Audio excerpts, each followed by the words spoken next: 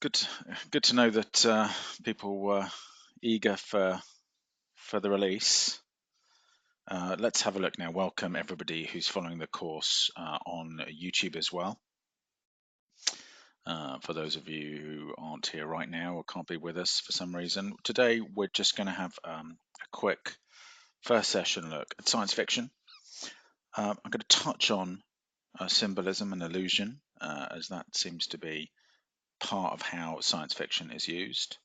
And then we will explore. I don't think there's going to be a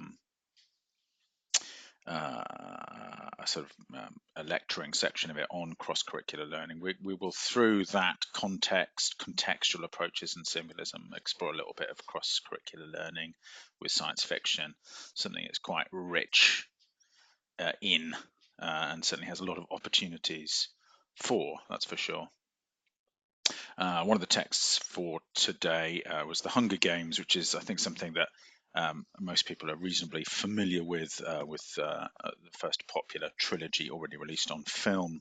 And it's certainly a very readable book there, The Mockingjay, some seemingly reminding us of To Kill a Mockingbird in its symbolism there, and it's important to try and assess some of the illusion and symbolism in a book like The Hunger Games, which can be quite a rich opportunity.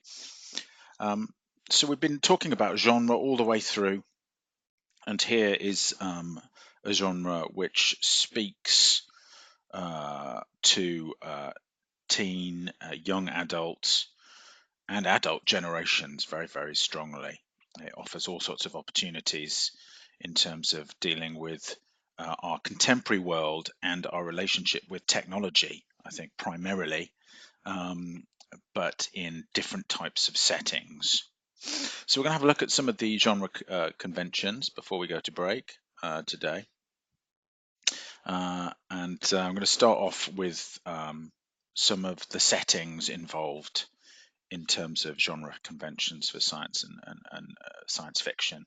Just like coming of age diaries that we kind of looked at in a sort of amalgamated genre earlier, time and place is essential in science fiction. And it's the time, obviously, element is quite different from the medieval setting of fantasy. Whereas the description of place was very important.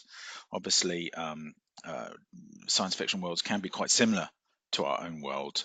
They can be rather, therefore, not in need of intense description, but they can be similarly immersive. So, in terms of time and place, in terms of place or space, a lot of traditional science fiction started off by the exploration of outer space in the terms of space travel and leaving the Earth. Often you could envisage some sort of dying Earth genre, if you will, or traveling to other planets, such as the moon in some of the earliest books. Fontenelle's books about the plurality of worlds imagined people living on the moon, which was quite a fashionable idea throughout the 17th and 18th century. But I'm talking about history. Let's move on. So it can explore outer space. And obviously, when you go into space, there's a very particular sort of set of conventions which looks at this idea of human isolation in the universe in a sort of subgenre called kind of like Lost in Space.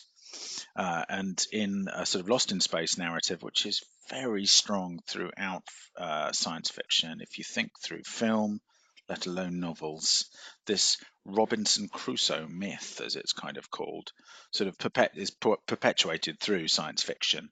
It's kind of like a plot where what's called a castaway narrative or plot, where somebody is stranded, and you can see it in modern day science fiction, The Martian, for example, or quite literally in Robinson Crusoe on Mars. That's going back to the 1960s, where survival and issues of isolation and loneliness, rather like Bullock in Gravity, for example, as well. This sort of isolation and this attempt to survive in an alien environment is a really, really strong um, element, convention, trope, if you will, in science fiction.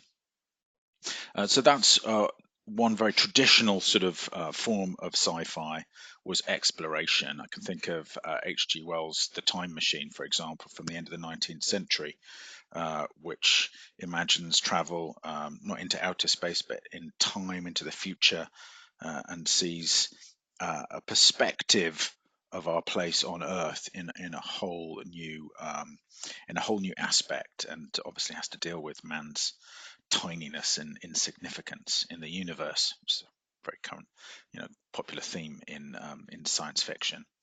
But not only outer space or lost in space, but inner space is something then that, as a result of being lost in space, you have a look at mental states. One of the classics of this would be Tarkovsky's 1972 Solaris as a film, which was remade with George Clooney by Steven Soderbergh, well worth checking out. And there, the adventure into space is not an adventure into outer space, but into inner space and into sort of the emotional and psychological landscape of the human subject. So you get this exploration of what it is to be human, and in that isolation, in this sort of Robinson Crusoe-esque castaway, where man has to, or humans have to, confront themselves in front of the seeming and infinity of the universe. Another strand in fantasy, science fiction, outer space, lost in space, inner space, is a utopian or dystopian fiction. Stemming back to Thomas More, his Utopia in the 16th century, this idea of future Earth societies is a very strong sort of subgenre of science fiction, and something we should be talking about today, because I'm sure we can see quite clearly that The Giver seems to imagine a sort of dystopian or seemingly utopian, because these two always hang together in science fiction. What appears to be utopia turns out to be dystopia. And they then hang on or depend on the ability for us to reassess or reevaluate our own contemporary society.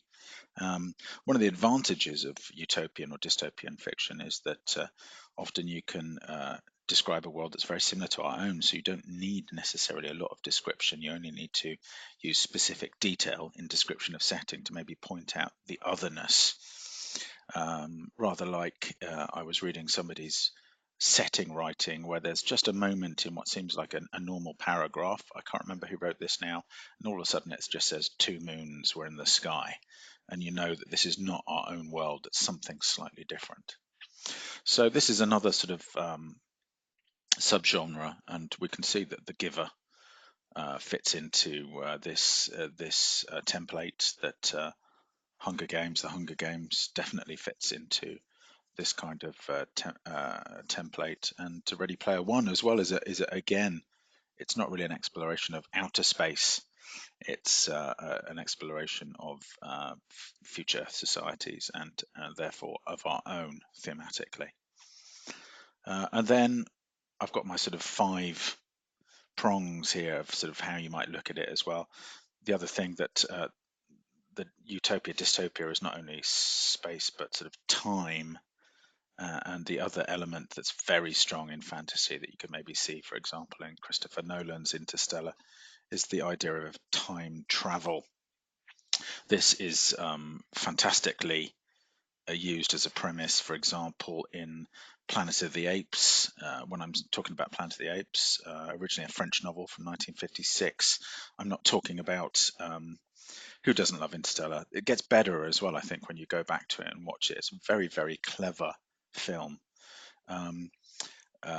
If you go back to the original Planet of the Apes films from the 60s and 70s with Charlton Heston, we have a character who's apparently in outer space, lost in space, goes through a Robinson Crusoe castaway narrative type experience, ends up having to explore inner space, then is presented with some sort of strange dystopian society where apes are obviously in control. And it turns out, of course, that this dystopian society and what is an important climax is actually his own. He sees the Statue of Liberty. This is not a spoiler alert. It's part of it's a cultural meme by now. He sees the Statue of Liberty and realizes that this horrendous dystopian society he's landed on is actually his own planet. So an element of time travel explored in Interstellar, for example. Very important indeed. Let's have a look. We're up to 10 minutes, so just go to a break in a moment. There's also a cast of characters that are very important, and we can see here as well in these sort of Crusoe-esque, very often Crusoe-esque narratives, castaways, that we do tend to have a single hero or protagonist is quite common. They seem to be very often, they might have a foil or there might be other characters involved, but science fiction is often very strongly focused on single hero or anti-hero, i.e. the unwilling hero. You could see that but potentially in Marty McFly in Back to the Future, Robert Zemeckis classic with Christopher Lloyd, Marty, where he's an anti-hero really, but turns out to be a hero, of course, in a time travel premise.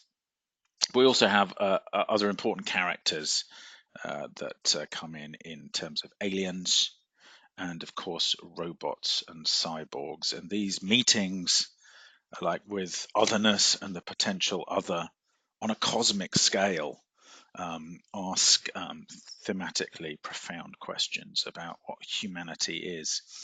In Deus Ex Machina, for example, where Alicia Vikander plays the almost human cyborg and manages to plot her captor's downfall. We see a very classic trope, which really probably stems from Frankenstein, where the monster created by, so-called monster or cyborg here created by the human maker or creator, is actually more human than the maker itself. And so we got this chance to sort of project ourselves basically onto the otherness of aliens, whether they're invading aliens or whether they're rather like Ridley Scott's Alien in the Alien cycle, and robots, any form of artificial intelligence. You might remember Stanley Kubrick's AI, where the sort of cyborg boy is given to the childless family.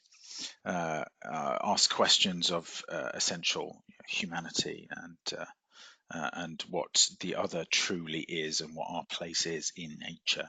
So these are very strong themes you can see straight away that arise from science fiction. Okay, I'm going to stop us there because that's our first 15 minutes, and I'm going to give you a break. So for you on YouTube, part 2 is coming up soon. We'll be continuing to look at some of the conventions and elements of fantasy, checking out